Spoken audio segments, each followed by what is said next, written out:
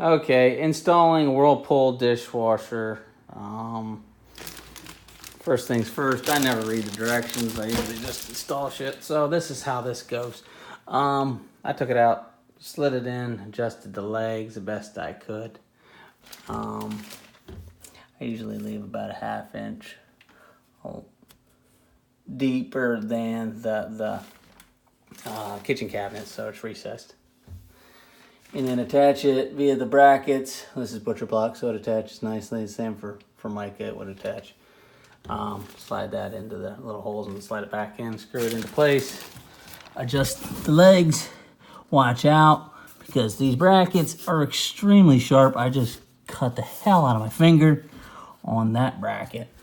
And then the other brilliant thing Whirlpool does is they screw these things in with T20 Torx instead of just regular Phillips. So that said, you're gonna need one of these just for the electrical connection and a couple wire nuts to shove it back in there. They do supply the drain hose. It comes inside, so you open that up, take that out, run that through the back. You plug it into the hose that's underneath to the side and then run it in and then plug it into your sink, assuming your sink has a drain for it or wherever you plan to drain it. Yeah, my water supply hookup is right here.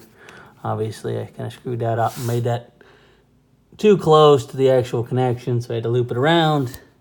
And then I just brought the electrical wire out. And I'm gonna wire it while it's in place. So that's the plan. Hopefully it all works. Thanks.